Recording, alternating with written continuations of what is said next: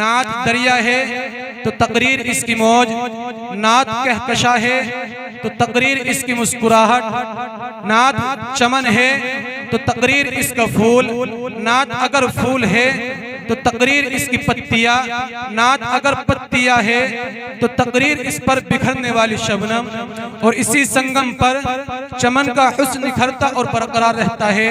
حاضرین محفل، چلیے آپ حضرات کے سامنے اس شعلہ نوا واعظ، دھماکہ خیز خطیب، کروڑوں کے مجمع کو سنجیدگی بخشنے والا ادیب، ایوان باطل میں زلزلہ پیدا کرنے والا ادیب، شہنشاہ فکر و تدبر، ماہی کفر و ضلالت، حضرت اقدس جناب حضرت مولانا مفتی ابرار الحق قاسمی دامت برکاتہم العالیہ۔ میں حضرت والا کا استقبال کر رہا ہوں اس شعر کے ساتھ کہ میرا آنگن میرا در بولتا ہے، کہ میرا آنگن میرا در بولتا ہے، وہ جو آ جائے گھر بولتا ہے۔ یہ ہے اعجاز ان کی گفتگو کا، مخاطب ہو تو ہر شخص بولتا ہے۔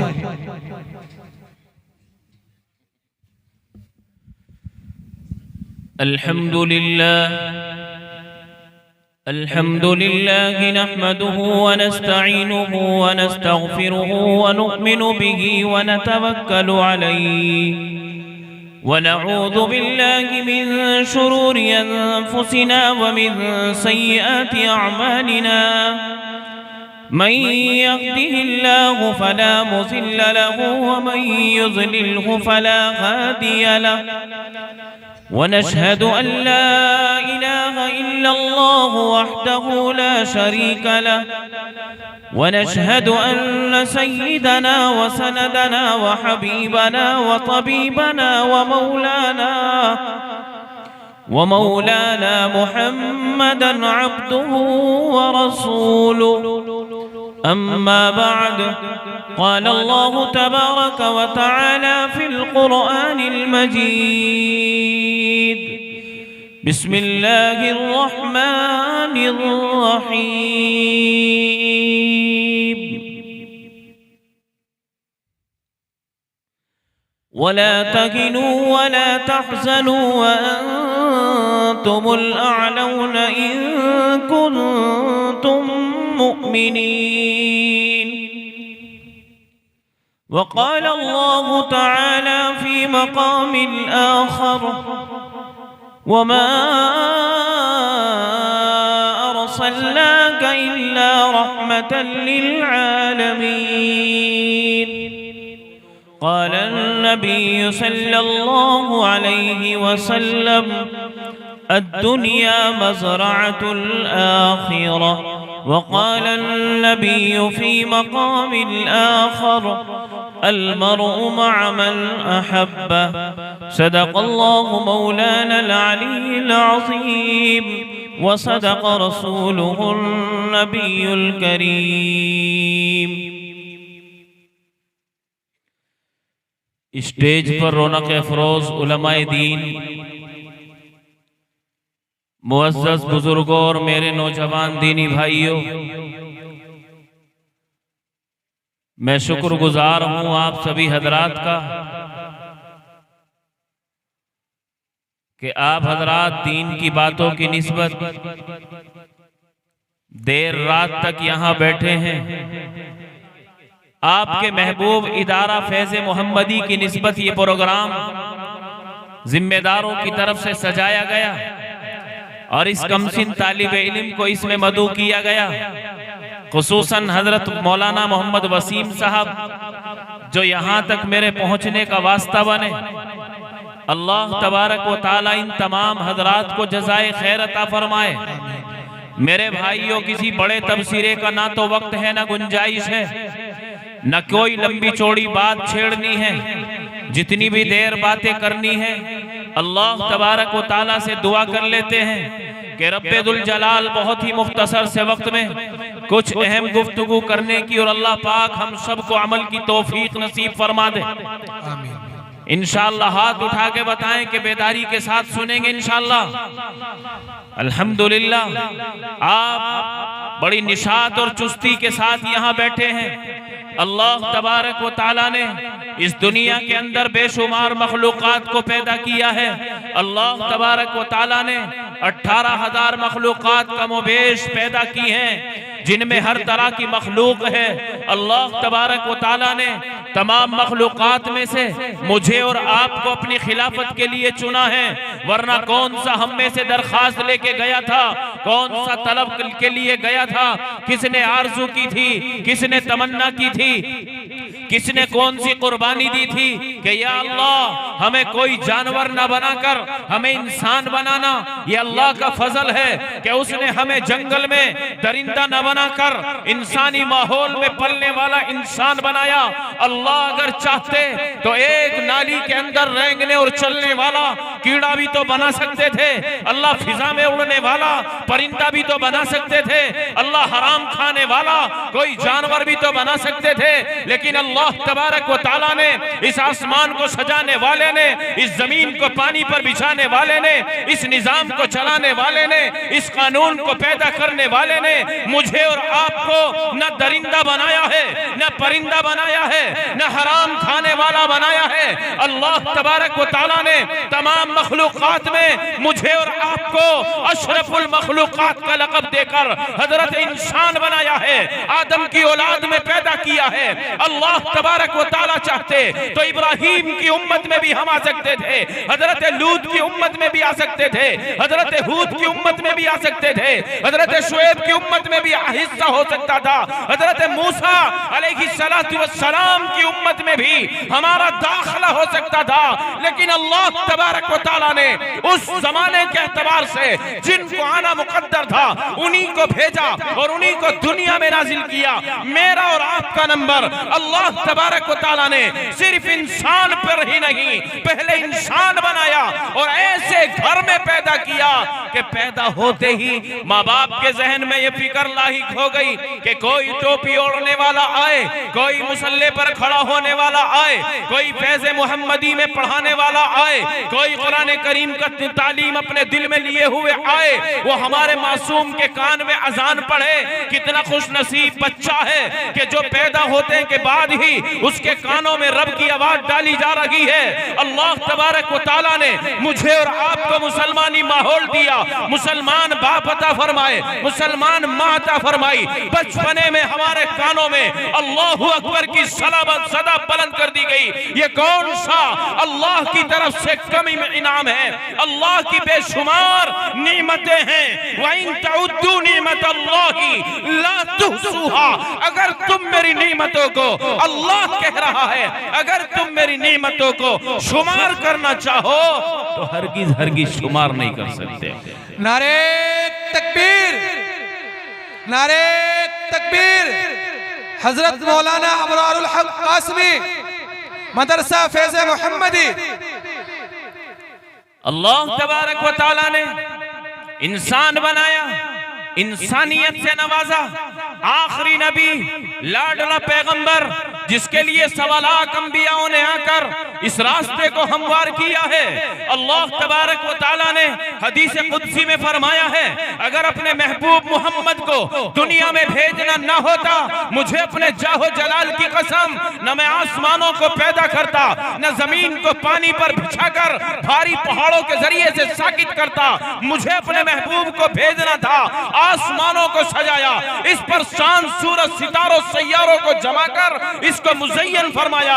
اس زمین سے جو آج درخت نکل رہے ہیں، کسی میں پھول لگ رہا ہے، کسی میں سبز آ رہا ہے، کوئی غلہ دے رہا ہے، کوئی کسی طرح کا پھل ہمیں دے رہا ہے، یہ تمام کا تمام صدقہ ہے آمنہ کے در یتیم جناب نبی پاک صلی اللہ علیہ وسلم. بے شک اس آخری پیغمبر کی امت میں مجھے اور آپ کو اللہ نے پیدا فرمایا. اور امت بھی ایک سی نہیں ہے، امت میں وہ بھی تو بہت سارے ہیں.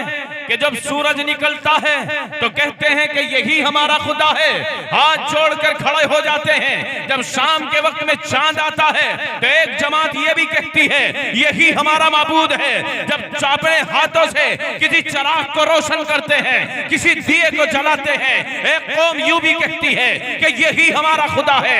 اللہ تبارک و تعالیٰ نے ہمیں تمام دروں سے بچا کر اپنے در کا بھکاری بنایا ہے۔ اشہد اللہ الہ الا اللہ ہماری زبانوں پر جاری کیا ہے، ہمارے دلوں میں اپنی توحید کا پیغام بٹھایا ہے۔ اللہ نے کتنا انعام کیا۔ انسان ہونا کوئی کم کمال نہیں ہے، اور انسان بنا کر بھی اللہ نے ایسے ہی لاوارث نہیں چھوڑا، امت محمدیہ میں لا کھڑا کیا، اور امت محمدیہ میں لا کر کے بھی ایسے ہی لاوارث نہیں چھوڑا، اپنے محبوب دین کو میرے اور آپ کے حوالے کر دیا۔ ان الدین عند اللہ الاسلام، کہ میرے نزدیک بہترین مذہب، مقبول مذہب وہ مذہب اسلام ہے، اسی کے ہم ماننے والے ہیں، اسی کے نظام کے تحت چلنے والے ہیں، اسی کے اندر یہ عقائد ہمیں سکھائے جاتے ہیں۔ آپ سے ہاتھ اٹھا کر میں شہادت لے رہا ہوں، ہمیں پیدا کرنے والا کون ہے؟ اپنی زبان سے بھی کہیں اور ہاتھ بھی اٹھائیں، ہمیں پیدا کرنے والا کون ہے؟ موت دینے والا کون ہے؟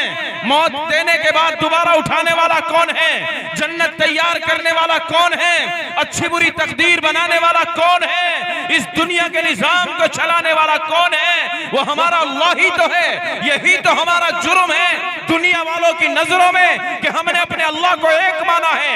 اس دنیا کے نظام کو چلانے والی طاقت اللہ رب ذوالجلال کی ہے، یہی ہمارا ماننا ہے، یہی ہمارے عقائد ہیں، اور یہی ہمارا مذہب ہے، یہی ہمارا اسلام ہے۔ اسی مذہب اسلام کی آبیاری کے لیے، اس پودے کو ہرا رکھنے کے لیے بہت ساری محنتیں ہمارے حضرات علماء چل رہے ہیں، لے کر اور کر رہے ہیں۔ کہیں خانقاہوں کا نظام ہے، کہیں مراکز کا نظام ہے، کہیں تبلیغ کا نظام ہے، کہیں مدارس کا نظام ہے۔ رب کعبہ کی قسم، اسلام کے اس پودے کو ہریالی دینے کے لیے جو حیثیت مدارس کے اندر پائی جاتی ہے وہ کسی اور دوسری جگہ سے حاصل نہیں ہو سکتی۔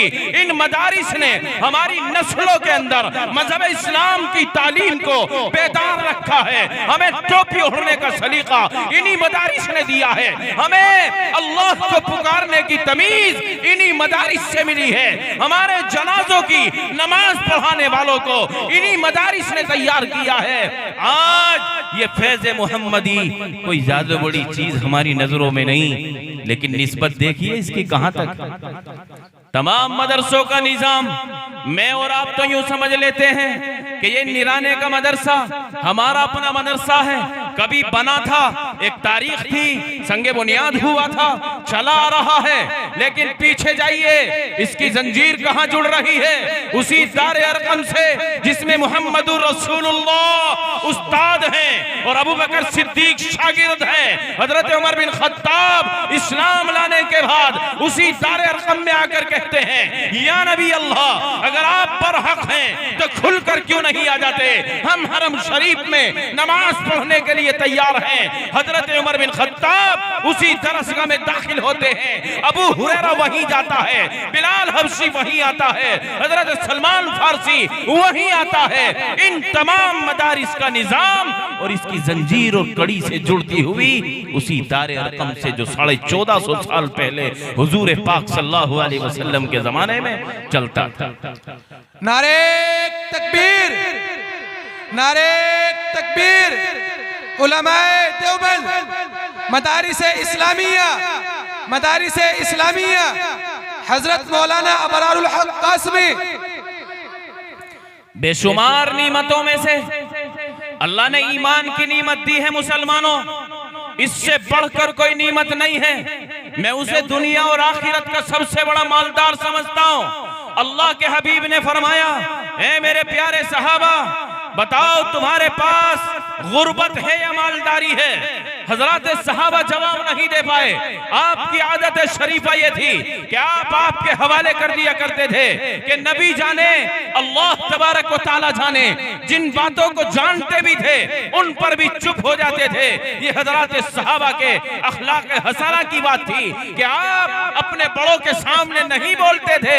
اللہ کے حبیب نے فرمایا میرے پیارے صحابہ تم سب مالدار ہو. کیسے مالدار ہیں؟ آپ نے فرمایا تمہارے پاس اس جنت کے خزانے کی چابیاں اللہ نے تمہیں عطا کی ہیں. جنت کے تالوں کی چابیاں تمہیں عطا کی ہیں. حضرات صحابہ دیکھ رہے اور سننے کے لیے بےتاب ہیں کہ اللہ کے حبیب نے ہمارے پاس چابی بتائی ہے. آپ نے ارشاد فرمایا لا الہ الا اللہ مفتاح الجنہ.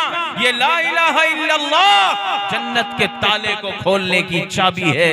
جس کے پاس یہ کلمہ نہیں ہوگا وہ ہمیشہ کبھی بھی جنت میں نہیں جا سکتا. جس کے پاس یہ چابی ہوگی، جس کے پاس یہ کلمہ ہوگا، جس کے پاس یہ عقیدہ ہوگا، جس کے پاس یہ جملہ ہوگا، جس کے پاس یہ پاکیزہ کلمات کے عقائد ہوں گے وہی جنت میں جائے گا. یہ عقائد ہمیں کہاں سے مل رہے ہیں؟ ہمارے بچوں کو کہاں سے مل رہے ہیں؟ رب کعبہ کی قسم انہی مدارس کے اندر یہ عقائد سکھائے جاتے ہیں. جنت اور دوزخ کا ان کے سامنے تذکرہ کیا جاتا ہے. آج ہماری گلیوں میں قرآن پڑھنے والے موجود ہیں، جنازہ پڑھانے والے موجود ہیں، اور ہمارے بچوں کے کانوں میں اذان پڑھنے والے موجود ہیں. یہ کہاں سے آ رہے ہیں؟ یہ انہی مدارس کی چار دیواریوں میں رہ کر انہی اساتذہ کرام کی زیر نگرانی اور انہی ذمہ داروں کی زیر نظر ہو کر اس تعلیم کو حاصل کر رہے ہیں جو ایک اہم چیز ہے، جو ایک اہم چیز ہے. میرے بھائیوں آج ہم نے دنیاوی اعتبار سے بڑی نعمتوں میں آنکھیں کھولی ہیں. ہمارے سامنے بے شمار نعمتیں ہیں. رات اور دن کتنا کھا رہے ہیں، کتنا پی رہے ہیں، کتنا اچھا لباس ہے، کتنی اچھا سواریاں ہیں. اس اسلام کی حفاظت، اس اسلام کی بقا، اس اسلام کی باغ ڈوروں کو اس دور میں بھی مضبوط کیا گیا جس دور میں کئی دن کھانے کو نصیب نہیں ہوتے تھے. اللہ کے حبیب صلی اللہ علیہ وسلم حضرات صحابہ کے بیچ میں مسجد نبوی میں ہیں اور آپ کے سامنے آپ کی پاکیزہ اور مقدس جماعت حضرات صحابہ کی ہے جس میں حضرت علی بھی ہیں، حضرت سلمان فارسی بھی ہیں، دیگر صحابہ بھی ہیں. ایک غریب آ جاتا ہے جس کے کپڑوں پر میل ہے، جس کے بالوں میں دھول بھری ہوئی ہے اور چلتا ہوا آ رہا ہے. جیسا کہ آپ اب بیٹھے ہیں، ہم یہاں بیٹھے ہیں، کوئی اچانک سے آئے اور لباس بھی الگ ہو اور حلیہ بھی الگ ہو، مذہب بھی الگ ہو، نام بھی الگ ہو، علاقہ بھی الگ ہو، اور آ کر کے کچھ سوال کرنے لگے. اللہ کے حبیب کے سامنے وہ اجنبی آدمی آیا اور کہا کہ آپ ہی اللہ کے نبی ہیں؟ کہ ہاں میں ہی اللہ کا نبی.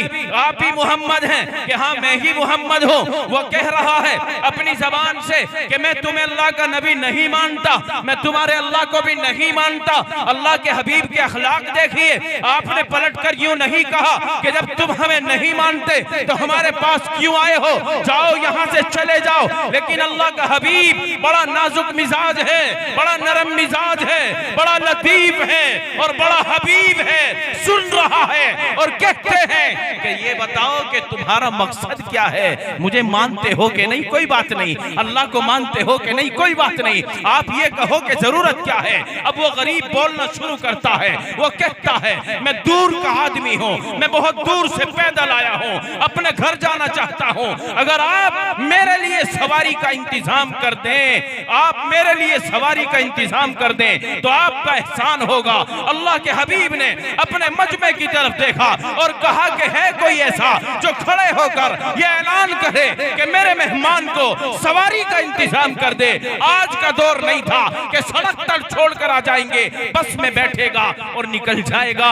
ان گاڑیوں کا دور نہیں ہے. گدھوں کی سواریاں ہیں، گھوڑوں کی سواریاں ہیں، اونٹوں کی سواریاں ہیں. ایک صحابی کھڑے ہوئے اور کھڑے ہو کر کے کہنے لگے اے اللہ کے حبیب اگر ہم نے سواری کا انتظام کیا تو ہمیں کیا انعام ملے گا؟ حضرات صحابہ تو اس کی طرف سے غصے میں تھے کہ اس نے یوں کہا کہ میں آپ کی نبوت کو نہیں مانتا، میں اللہ کی خدائی کو نہیں مانتا. حضرات صحابہ تو غصے میں تھے. آپ کے خون کے اندر جو جوش مار رہا تھا، لیکن اللہ کے حبیب نے فرمایا کہ یہ میرا مہمان ہے، اس مہمان کی سواری کا کون انتظام کرے گا؟ تو پوچھا گیا جو انتظام کرے گا اس کے لیے کیا انعام ہوگا؟ اللہ کے حبیب نے فرمایا جو میرے مہمان کے لیے سواری کا انتظام کرے میں اس کے لیے ضمانت دیتا ہوں اللہ اس کو جنت میں جانے کی سواری دے گا اور وہ اپنی سواری پر بیٹھ کر جنت میں جائے گا۔ ایک صحابی کھڑے ہو گئے، اے اللہ کے حبیب اگر وعدہ یہی ہے کہ مجھے جنت میں جانے کا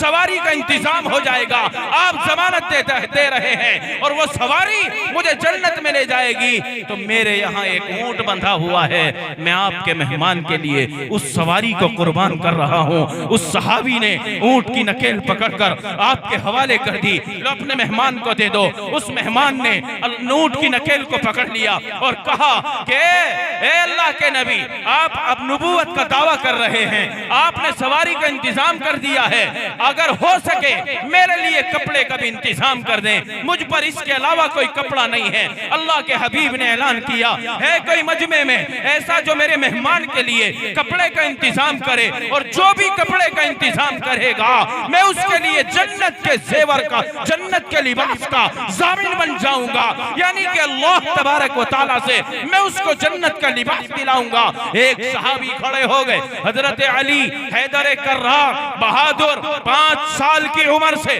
آپ کے گھرانے میں پرورش پانے والے آپ کے ہونے والے داماد حضرت علی رضی اللہ تعالیٰ عنہ کھڑے ہوئے، آپ کے کاندھے پر چادر ہے اور کہا کہ یا حبیب اللہ اگر اس چادر کو میں آپ کے مہمان کو دے دوں تو کیا مجھے آپ جنت کا لباس دلانے کی ذمہ داری لیں گے؟ اللہ کے حبیب نے فرمایا علی کیوں نہیں، آپ کو ہم اس چادر کے بدلے میں جنت کا لباس دلانے کی ذمہ داری لیتے ہیں۔ حضرت علی نے چادر اتاری ہے اور مہمان کے حوالے کر دی ہے۔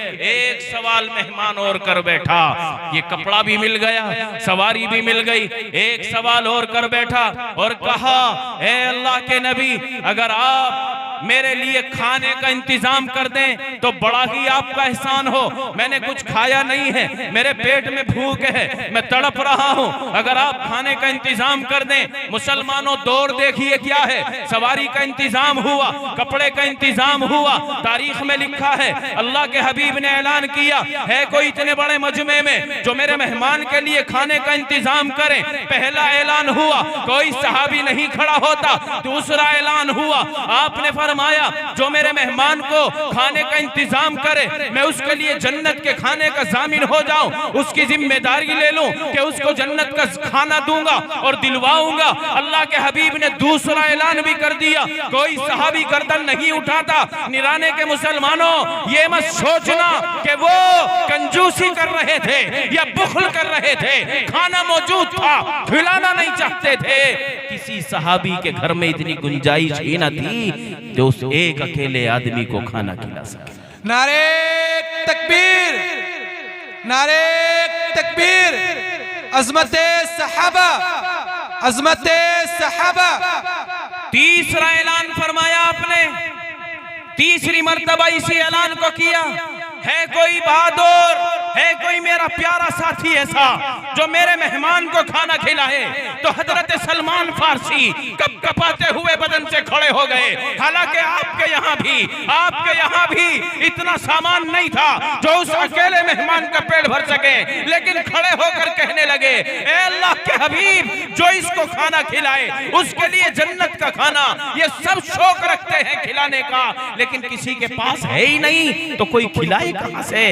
گھر میں اتنا نہیں ہے کہ ایک آدمی کا پیٹ بھر سکیں۔ سلمان تم کھڑے ہو گئے ہو تو کیا تمہارے گھر میں ہے؟ سلمان فارسی کون ہے؟ وہ سلمان ہے جس کو اللہ کا حبیب یوں کہتا ہے السلمان منا اہل البیت، کہ سلمان میرے گھر والوں میں سے ہے۔ حالانکہ علاقہ ملک فارس ہے، عربی نہیں ہے سلمان، لیکن جو کلمہ پڑھتا ہے آپ کے کاندھے سے کاندھا ملاتا ہے وہ ایمانی قوت میں آ جاتا ہے۔ انما المؤمنون اخوہ، آپس میں ایمان والے بھائی بھائی ہیں۔ المؤمن اخو المؤمن، آپس میں ایمان والے بھائی بھائی ہیں۔ یہ اللہ نے رشتہ جوڑا ہے، دنیا اس کو کاٹنے کی کوشش کر رہی ہے لیکن یہ رشتہ کبھی بھی ہاتھ اٹھا کے کہیں کہ انشاءاللہ نہیں کٹ سکتا، یہ اللہ نے رشتہ بنایا ہے۔ یہ اللہ نے رشتہ بنایا ہے، اسی رشتے کی بنیاد پر حضرت سلمان فارسی کھڑے ہیں اور کہتے ہیں کہ یا حبیب اللہ، اگر میرے گھر میں اتنا ہوتا تو تیسرا اعلان نہ ہوتا، میں پہلے ہی اعلان پر کھڑا ہو جاتا۔ اللہ کے حبیب نے فرمایا کہ سلمان، جب تمہارے گھر میں نہیں ہے تو پھر کیوں کھڑے ہو گئے؟ کہاں لے جاؤ گے؟ آپ کی آنکھوں میں آنسو ہیں، سلمان کی آنکھوں میں آنسو ہیں، اور کہتے ہیں کہ یا حبیب اللہ، آپ اپنے مہمان کو میرے حوالے کریں، میں کہیں نہ کہیں ایسی جگہ جاؤں گا جہاں سے اس کو کھانا مل جائے گا۔ حضرت سلمان فارسی نے اس غریب آدمی کو اپنے ساتھ لیا اور مدینے کی گلی میں جا رہے ہیں۔ ایک دروازہ آتا ہے، وہ کس کا دروازہ ہے؟ وہ اس کا دروازہ ہے کہ جب باپ اس بچی کو اپنے گھر سے رخصت کرتا ہے تو وصیت کرتا ہے کہ بیٹی بھوکا رہنا پسند کر لینا، دروازے کے سائل کو کبھی محروم نہیں کرنا۔ وہ کون ہے لخت جگر؟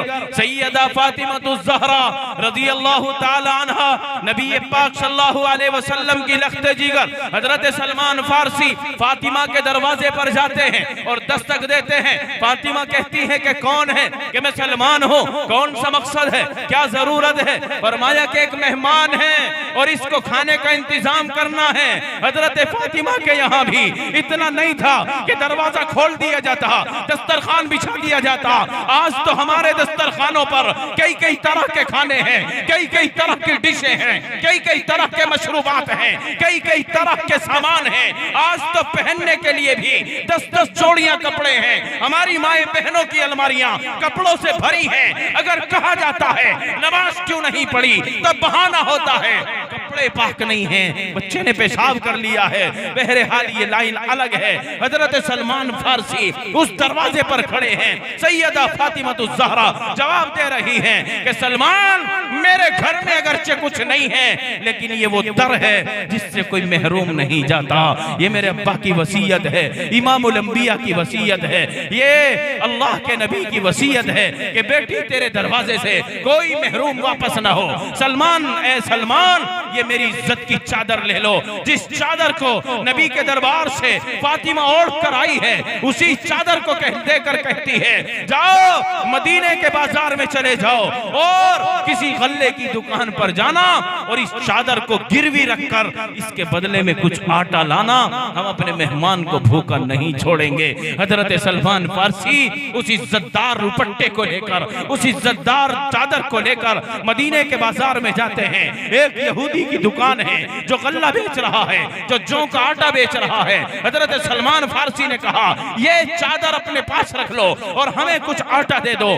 وہ یہودی بھی پڑھا لکھا تھا، توریت کا علم اس کو تھا، اس نے بھی پڑھا تھا، آخری پیغمبر ہوگا، اس کی لخت جگر ہوگی۔ ایک مہمان کا پیٹ بھرنے کے لیے وہ اپنی عزت کی چادر کو مدینے کے بازار میں گروی رکھ دے گی۔ یہودی جانتا تھا۔ کہا کہ آپ کا نام؟ کہ میں سلمان ہوں۔ یہ چادر کس کی ہے؟ حضرت سلمان نے کہا کہ آپ اتنے تعارف میں نہ لگیں، ہمارا مہمان بھوکا ہے، آپ آٹا دیں۔ یہودی نے کہا کہ نہیں، کچھ بات تو بتانی ہوگی۔ دکاندار نے کہا کہ کچھ بتانا تو ہوگا۔ کہا کہ یہ اللہ کے نبی کی لخت جگر سیدہ فاطمہ الزہرا کی عزت کی چادر ہے، یہ گروی رکھنے آیا ہوں، اس مہمان کا پیٹ بھرنا ہے، یہ نبی کا مہمان ہے، یہ نبی کا مہمان ہے، اس کا پیٹ بھرنا ضروری ہے۔ وہ یہودی کہتا ہے کہ آٹا تو بعد میں ملے گا، مجھے پہلے اس آقا کے دربار میں لے چلو جہاں سے آپ اٹھ کر کے آئے ہو۔ حضرت سلمان فارسی اس کو لے کر آتے ہیں اور کہتے ہیں کہ یہ یہودی ہے، اس کے پاس ہم اس طرح سے گئے تھے۔ اللہ کے حبیب کے سامنے آتے ہی کہتا ہے کہ اے اللہ کے پیغمبر، اسی دن کے انتظار میں تھا کہ مجھے آپ کی حقیقت سامنے آئے اور سمجھ میں آئے۔ مجھے جس چیز کے لیے سلمان فارسی نے مکلف کیا ہے اس کام کو کرنے سے پہلے آپ میرے ہاتھ میں ہاتھ دے کر کلمہ پڑھوا دیجئے۔ آپ برحق نبی ہیں، آپ سچے نبی ہیں، آپ آخری پیغمبر ہیں۔ اللہ کے حبیب کے دربار میں یہ تاجر کھڑے ہو کر اشہد اللہ الہ الا اللہ و اشہد ان محمدن عبدہ و رسولہ پڑھ کر دامن اسلام سے وابستہ ہو جاتا ہے۔ آپ کے اخلاق کریمانہ کی بدولت اس کے اندر ایمان اتر جاتا ہے۔ بہرحال یہ تبصرہ مکمل ہوتا ہے کہ آٹا گھر پہنچتا ہے، روٹیاں بنتی ہیں، مہمان کا پیٹ بھرا جاتا ہے۔ وہ دور تھا کہ جس دور میں ایک آدمی کے لیے روزی کا انتظام نہیں ہوتا تھا، روٹی کا انتظام نہیں ہوتا تھا، آج اللہ کا شکر ہے اللہ نے کتنی نعمتیں اتاری ہیں۔ گرمی میں گرمی کا سا سامان، سردی میں سردی کا سا سامان، سب کو ایسے محل دیے ہیں، ایسے مکان دیے ہیں، سواریوں کو کیسا اچھا انتظام ہے، پہننے کا کیسا اچھا انتظام ہے۔ میرے مسلمان بھائیوں، اللہ نے اس وقت میں ہمیں بھیجا ہے، اس وقت میں ہمیں پیدا کیا ہے، یہ ہمارا مقدر ہے۔ اللہ نعمتوں کی برسات کر رہا ہے، اللہ کی نعمتوں کو استعمال کرتے کرتے ہمیں شکریہ ادا کرنا چاہیے۔ کتنے احسانات ہیں۔ میں اپنی بات کو ختم کرنے کی طرف چلا۔ شیخ سعدی علیہ الرحمہ نے ایک کتاب میں لکھا ہے، فرمایا کہ انسان کہاں تک رب کی نعمتوں کا شکریہ ادا کرے گا؟ یہ سانس لیتا ہے، بغیر ارادے کے سانس لیا جاتا ہے، ارادہ کرے تب بھی، نہ ارادہ کرے تب بھی سانس لینا انسان کی ضرورت ہے۔ آپ فرماتے ہیں کہ ایک ہی سانس میں اللہ کی دو نعمتیں چھپی ہوئی ہیں۔ جب سانس باہر آ جاتا ہے یہ بھی اللہ کی نعمت ہے کہ وہ باہر آ گیا، اور جب باہر آ جاتا ہے تو اندر پھر باہر سے اندر جانا یہ دوسری نعمت ہے۔ اگر اللہ انسان کو وہی روک دے کہ سانس اندر سے باہر تو آ گیا لیکن اب اندر کو نہیں جا رہا تو یہ بھی تو موت ہے، اور اگر اندر ہی چلا گیا اور باہر کو نہیں آ رہا تو یہ بھی موت ہے۔ انسان ایک ہی سانس میں اللہ کی دو نعمتوں کا مظاہرہ کر رہا ہے تو اللہ کا شکر ادا کرنا چاہیے، رب کی شکر گزاری کرنی چاہیے۔ اللہ نے ہمیں دیا ہے، اللہ نے ہمیں ایسے وقت میں بھیجا ہے، بے شمار نعمتوں کی برسات کی ہے میرے اور آپ کے جسم پر۔ اللہ نے کتنی نعمتیں اتاری ہیں، یہ آنکھ ہیں، یہ کان ہیں، یہ زبان ہے بولنے والی۔ میرے بھائیو، یہ اللہ کی بہت قیمتی دولت ہے، ہمیں اس کی قدر کرنی چاہیے۔ اللہ نے ہمیں ایمان کی دولت سے نوازا ہے، قرآن کا تحفہ ہمیں تمہیں دیا ہے۔ ہمارے بچے اس قرآن کو سیکھنے میں لگے ہیں، یہ مدارس والے ان کے اوپر محنت کر رہے ہیں، ان کے سینوں میں قرآن کو اتارنے کا کام کر رہے ہیں۔ یہ تقریر کا وقت نہیں، میں نے شروع میں کہا تھا لمبے تبصرے کا وقت نہیں ہے، میں آنے میں ہی مؤخر ہو گیا، ورنہ تبصرہ تو کچھ لمبا ہی ہوتا، بات ذرا سی لمبی کر لیتے، کیونکہ شاید اس فیض محمدی کی نسبت سے آج پہلی مرتبہ آپ سے ملاقات ہو رہی ہے۔ نرانے میں اور تو آنا تو ہوا ہے، لیکن شاید اس مدرسے کی نسبت میرے تو یاد نہیں ہے کہ کبھی آنا ہوا ہے۔ آپ کی سماعتیں اور آپ کی محبتیں اور آپ کی ہمدردیاں اور آپ کی اٹھتی ہوئی نگاہوں کو دیکھ کر یہ محسوس کیا جا رہا ہے، اور دل میرا بھر کے آ رہا ہے، اور دل سے محبت نکل رہی ہے، اور دل سے ایک آواز آ رہی ہے کہ یہ محمدی ہیں، یہ نام بھی فیض محمدی ہے، اسی کی نسبت پر یہ بیٹھے ہوئے ہیں۔ محمدی کہو انشاءاللہ، ہم پکے محمدی ہیں۔ اسی لیے ہم کہا کرتے ہیں اللہ نے قرآن کی دولت ہمیں دی ہے، یہ مدارس کا نظام ہمیں دیا ہے، یہ گہوارے دیے ہیں، یہ چمن دیے ہیں، ہم ان کو کبھی بھی اجڑنے نہیں دیں گے۔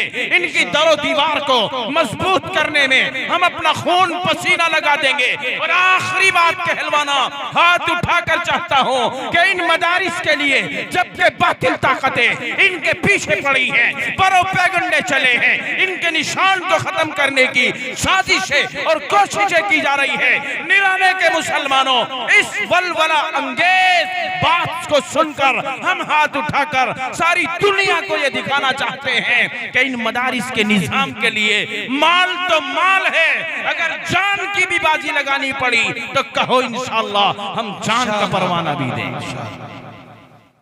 اللہ آپ کے اور میرے جذبات کو قبول فرمائے۔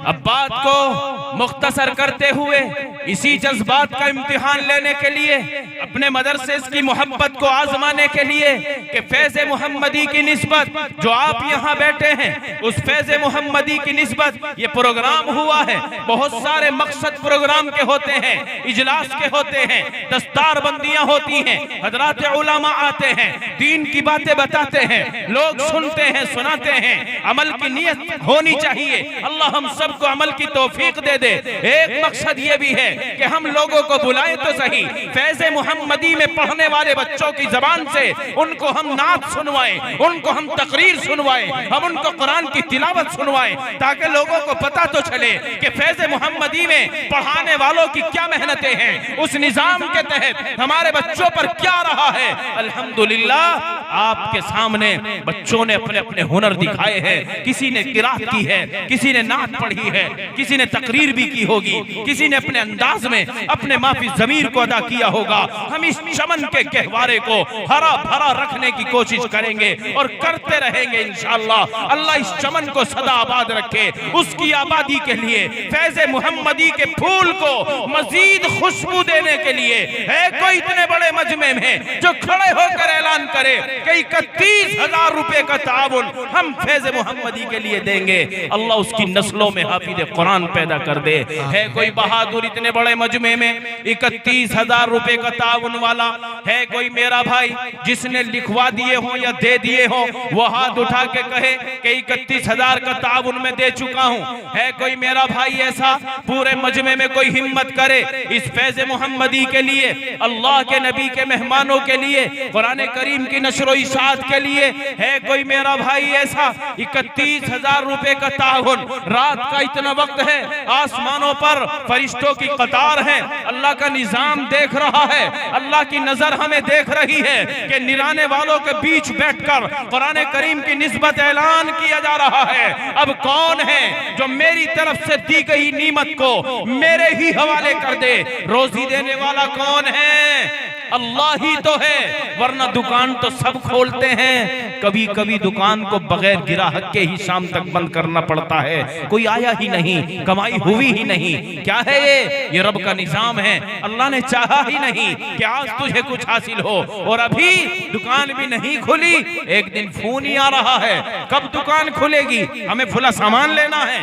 آج اللہ دینا چاہتا ہے تو روزی دینے والا وہی ہے. جو کچھ میرے اور آپ کے پاس ہے وہ اللہ ہی کا دیا ہوا ہے. اللہ کی رضا کے لیے اس میں سے کچھ حصہ خرچ ہو جائے, ہم تو سارا بھی نہیں کہتے, ورنہ ایمان والوں نے تو اسلام کی بلندی کے لیے سب کچھ بھی لا کر کے ڈالا ہے. صدیق اکبر نے اپنے گھر کے اندر ایک سوئی بھی نہیں چھوڑی. اللہ کے نبی کے حوالے غزوہ تبوک کے موقع پر جب اللہ کے نبی نے اظہار فرمایا کہ دین کی نشر و اشاعت کے لیے ذخیرہ اندوزی کرو, ذخیرہ اکٹھا کرو, تو حضرات صحابہ مچل گئے اور اپنے اپنے گھروں سے جتنا کچھ بن پڑا لے کر کے چلے آئے. صدیق اکبر نے اپنے گھر میں ایک سوئی بھی نہیں چھوڑی تاکہ وہ سوئی بھی اس میدان میں کسی مہمان کے کام آ سکے. اس لیے ہم تو اس نسل سے نسبت رکھنے والے ہیں, اس جماعت سے تعلق رکھنے والے ہیں